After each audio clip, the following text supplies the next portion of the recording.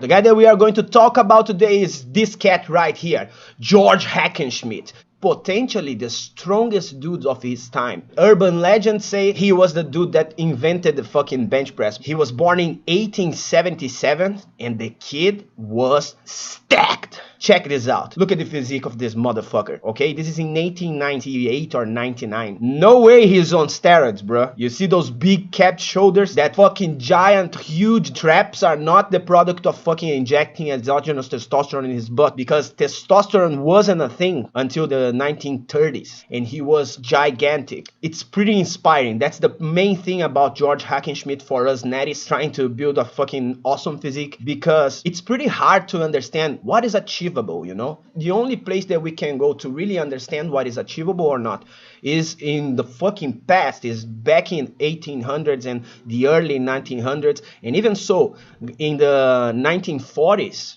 testosterone was already around, was used broadly during World War II. So people got their hands on that shit. Guys from the 40s, from the 50s, like Steve Reeves, for instance. We can't be completely sure that he wasn't dabbling with anything. But this cat wasn't dabbling with anything, because there was nothing outside of training, nutrition, and being a beast. So check this physique, bro. Check the development on this dude's arms, bro. It's insane. His triceps is almost as big as his fucking head, and look, this cat, he's so fucking big that his head looks tiny on his frame. And fuck, yet again, look at the size of his fucking traps, bro. Inserting like fucking this thick in his fucking neck.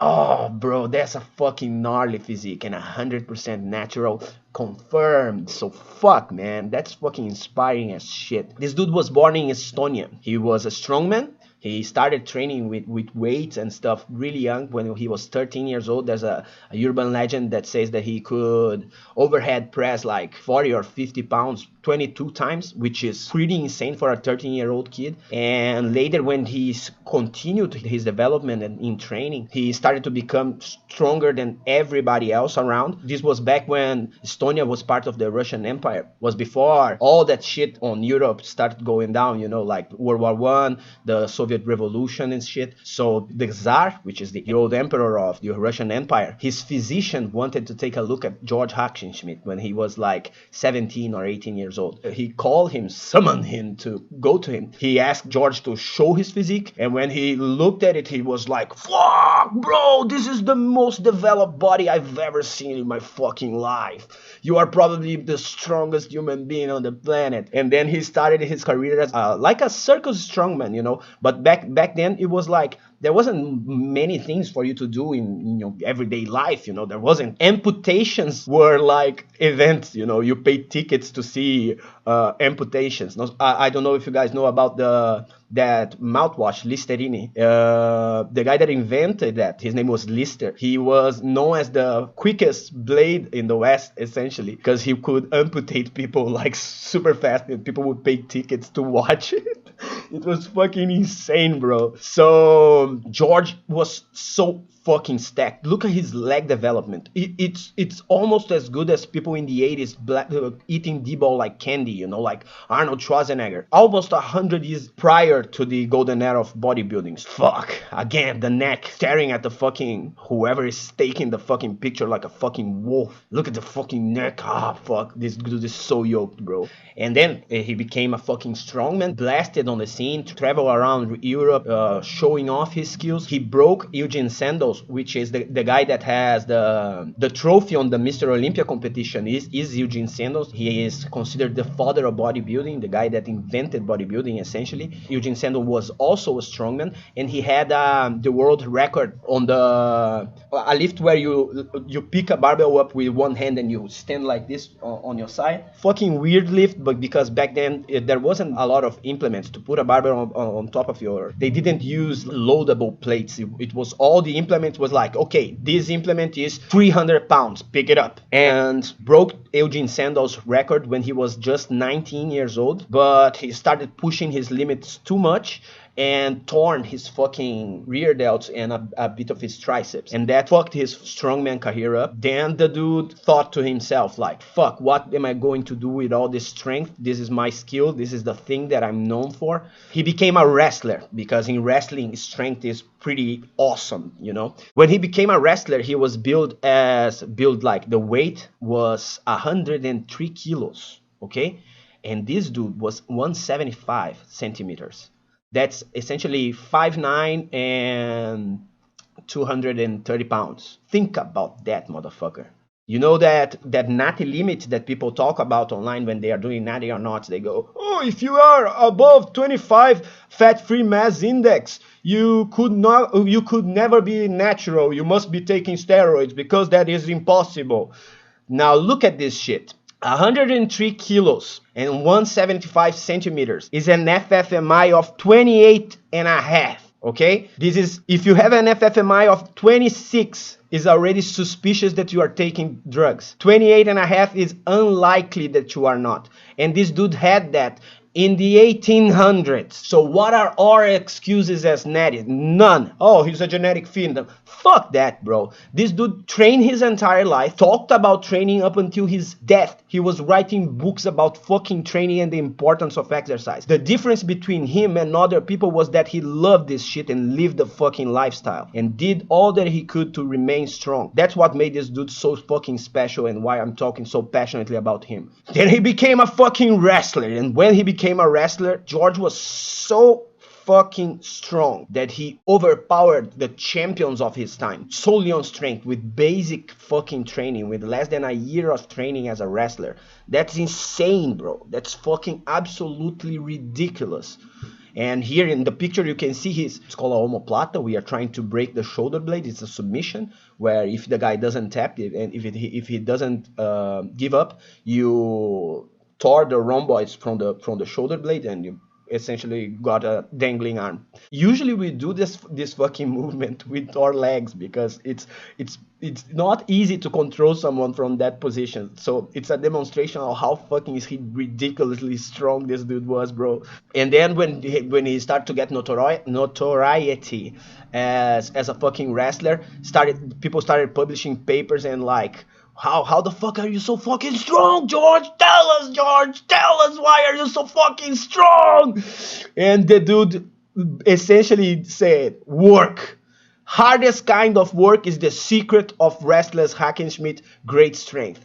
And then there's pictures of him like picking people up and lifting stones and doing essential cable fly, doing dumbbell flies and dumbbell lateral raises. The basic exercises that we do, he already did it. The difference was like squats, they used to dig a fucking hole and enter, because you didn't have a rack to fucking put up an implement with 100 kilos to put on your back. So they dig a hole and enter a bit below the bar, you know, using the fucking hole as a fucking way to put the barbell on the back, stepped out of the hole, did the squats, and then dropped the bar on the floor.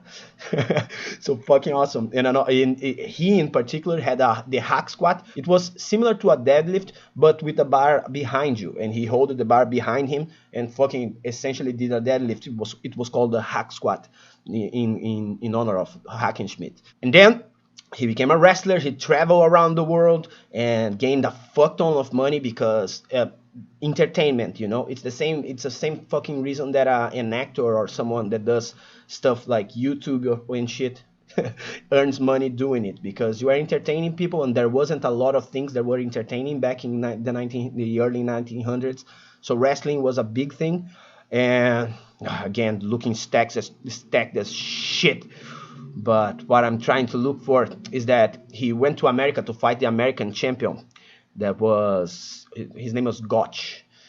And here is where his career as a wrestler essentially finished. And there's controversy on this fucking match. Some people say that Gotch cheated on the first match, and on the second match they had, George was injured before the fucking fight. Was a guy from Iowa, you know, a wrestler from Iowa. And the state of Iowa, bro, produces gnarly wrestlers. Due to my respect to them, I will not speculate on Gotch cheating. I will just accept, no, Gotch beat it. Hackenschmidt, and Hackenschmidt went back to fucking Europe later. And fuck, look at this distinguished motherfucker. And there's a tale that like his wife never saw him shirtless before. She only saw him like dressed like that. And when they finally married, and he undressed in front of her, she was like, "What the fuck is happening here? Wow!"